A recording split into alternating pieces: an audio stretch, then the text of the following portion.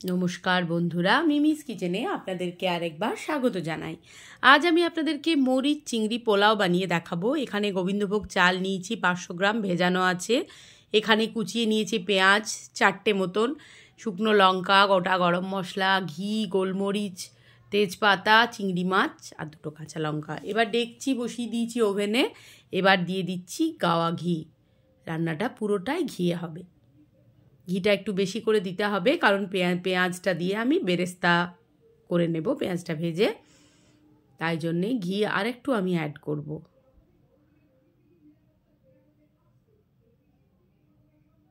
এবার পেঁয়াজ, কুচিয়ে রাখা পেঁয়াজটা ওর মধ্যে দিয়ে আমি বেরেস্তার আকারে এটাকে ভেজে নেব।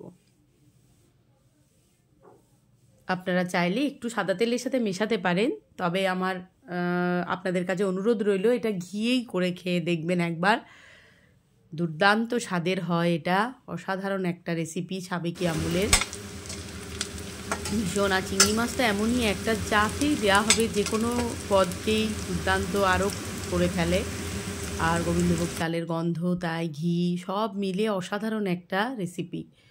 ভীষণ ভীষণ পছন্দের আমার নিজের ব্যক্তিগতভাবে। এবার পেঁয়াজটা ভাজা হয়ে গেছে, এবার তুলে নিয়েছি।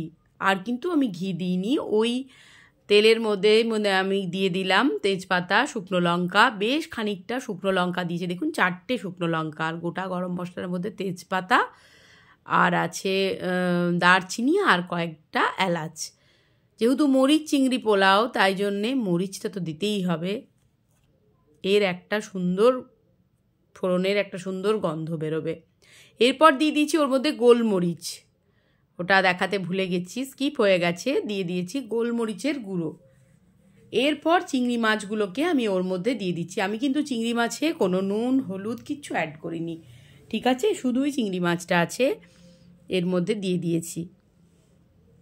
একটা অসাধারণ সুন্দর ফ্লেভার উঠছে, ঘি, গোলমরিচ, তার সাথে গোটা গরম মশলা, শুকনো লঙ্কা, তার সাথে চিংড়ি মাছ, সব মিলে একদম পুরো আমার রান্নাঘর মৌ মৌ করছে গন্ধে।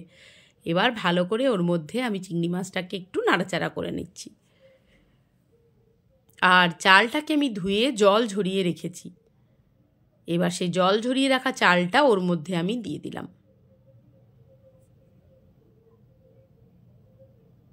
এবার ভালো করে সমস্তটাকে আমি মিশিয়ে নিচ্ছি, আর চালটা ভালো করে ভেজে নেব যতক্ষণ অবধি না চালের রঙটা একটু লাল লাল হবে। এবার আন্দাজ মতন দিয়ে দিলাম নুন। আপনারা চাইলে ভাতটাকে আগেও করে নিতে পারেন, চিংড়ি মাছটাকে ভেজে নিয়ে ভাতটা মিশিয়ে দিতে পারেন, সেটাও করতে পারেন, সেটাও করা যায়, কিন্তু আমি একবারেই প্রসেসটা করছি, ওটা আরও ভালো লাগে। এবার চিনি দিয়ে দিলাম সামান্য পরিমাণে, মানে একটা বড় টেবিল চামচের 1 টেবিল চামচ আমি চিনি দিয়ে দিয়েছি। এবার আবারও সবটা মিশিয়ে নিচ্ছি। এখানে কোনো হলুদ বা কালার কিচ্ছু ইউজ হবে না। এই দেখুন বেশ একটা কালার চালটার আসছে। এরপর আমি গরম জল দিয়ে দেবো ওর মধ্যে।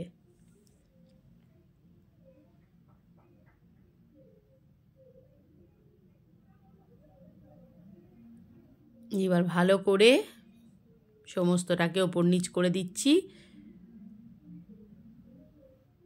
একদম ধিমে আছে এটাকে আমি ঢাকা দিয়ে দেবো, স্টিম হতে দেবো, আর জল লাগবে না। এই দেখুন জলটা পুরো টেনে নিয়েছে।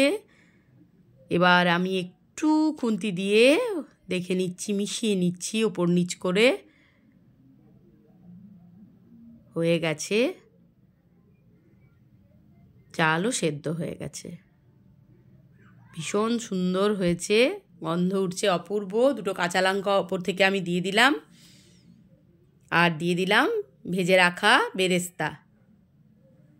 ব্যাস তৈরি হয়ে গেল আমার মরিচ চিংড়ি পোলাও। এবার চলুন প্লেটে সার্ভ করে দিই। অসাধারণ অসাধারণ খেতে হয়েছিল, আমি কি বলবো আপনাদেরকে বন্ধুরা। আপনারা অবশ্যই একবার ট্রাই করবেন। ভিডিওটি যদি ভালো লেগে থাকে তাহলে অবশ্যই like, comment, share and subscribe করে আমার পাশে আপনারা এভাবেই থাকুন। সবাই ভালো থাকুন, সুস্থ থাকুন।